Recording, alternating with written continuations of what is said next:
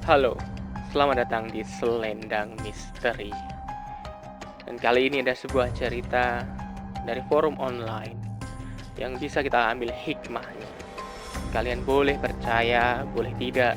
Yang pasti cerita ini semoga bisa memberikan hikmah dan pengetahuan yang bisa kita ambil pelajaran di dalamnya.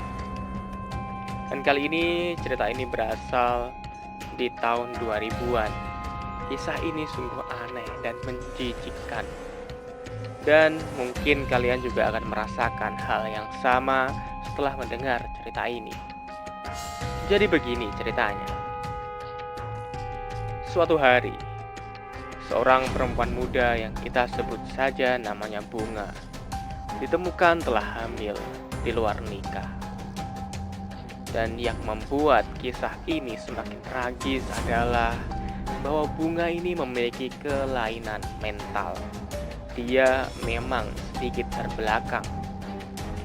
Dan yang membuat geger kampung itu adalah bahwa orang-orang yang ada di kampung itu saling tebak-menebak siapa yang memperkosa atau mencabuli si Bunga ini. Apakah orang lain atau orang terdekatnya? Iya, orang-orang hanya bisa menebak apa yang sebenarnya terjadi. Mendengar hal tersebut, ayah Bunga langsung menuduh menantunya yang sebut saja Santo sebagai pelakunya. Nah, Santo ini dikenal sebagai orang yang baik, pendiam, dan taat beribadah. Orang-orang di kampung itu sangat terkejut mendengar tuduhan dari mertua Santo. Bayangkan saja, orang sebaik Santo yang rajin beribadah dituduh melakukan hal seburuk itu kepada adik iparnya sendiri. Orang-orang pun kembali geger. Mereka benar-benar tidak percaya dan sudah menstigma Santo sebagai seorang kriminal.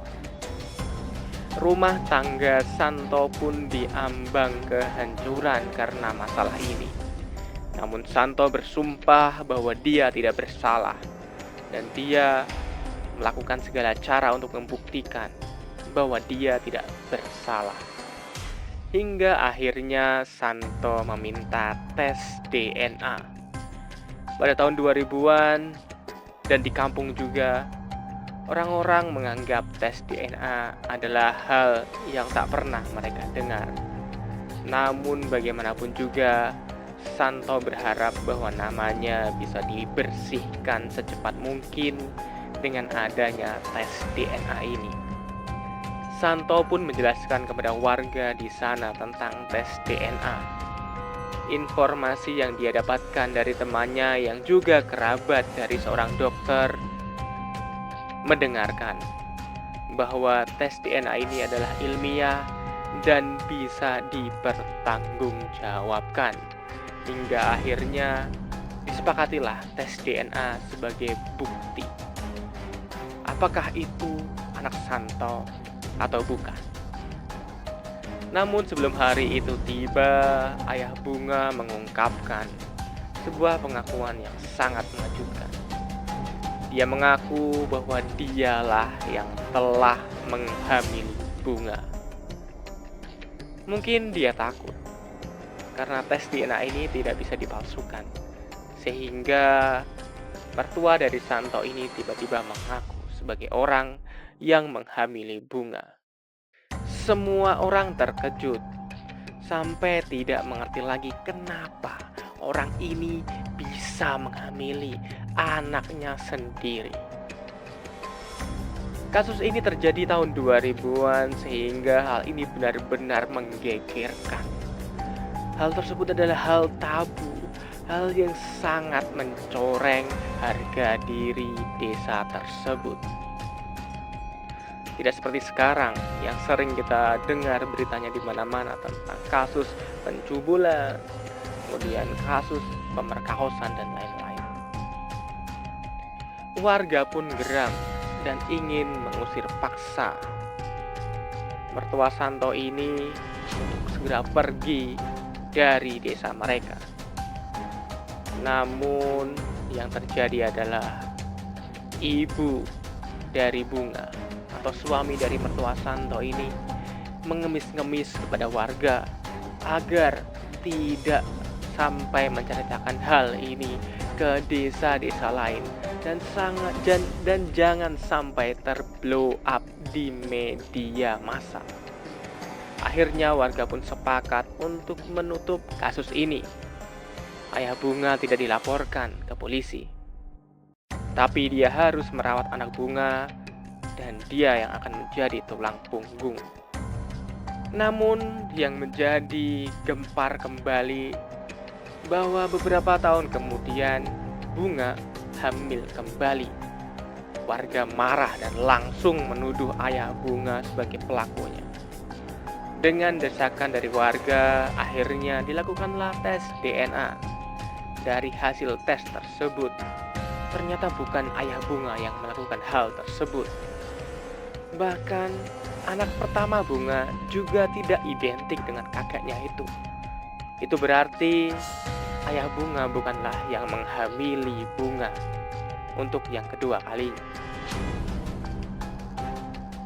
Tapi bagaimanapun juga hal tersebut sudah menjadi hal yang menggegerkan di tempat itu.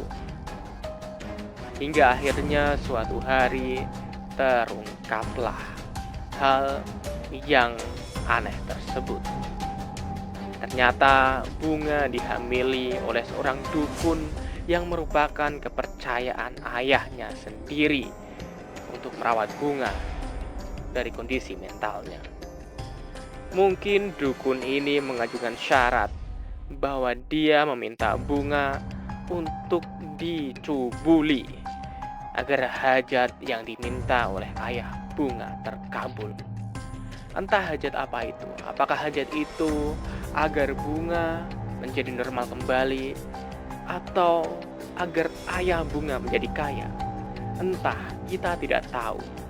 Yang pasti dukun itu juga menyuruh ayah Bunga menuduh menantunya pada kasus hamil yang pertama. Ayah Bunga rela mengorbankan dirinya dan mengaku sebagai pelaku agar perbuatan bejat si dukun tidak diketahui warga. Si dukun ini adalah orang kampung itu juga ternyata. Dia terkenal baik, apalagi istrinya juga sangat ramah dan sering membantu warga.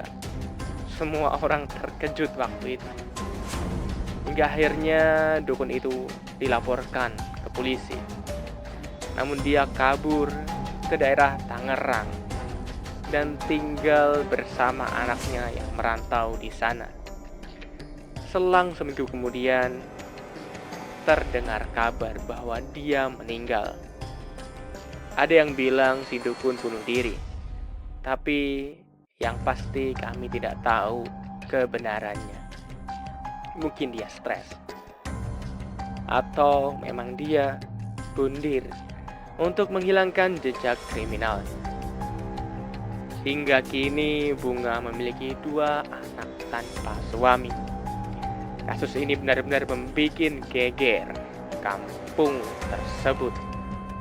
Dan tidak habis pikir bagaimana seorang ayah bisa mengorbankan anaknya yang seharusnya dia lindungi, apalagi anaknya juga cacat mental. Semoga cerita ini bisa menjadi pembelajaran bagi kita semuanya bahwa sesungguhnya godaan duniawi itu nyata. Menurut kalian, apakah kisah ini nyata? Dan apakah kalian pernah mendapati kisah seperti ini di dunia nyata? Tulis di kolom komentar di bawah. Terima kasih. Sampai jumpa pada cerita berikut.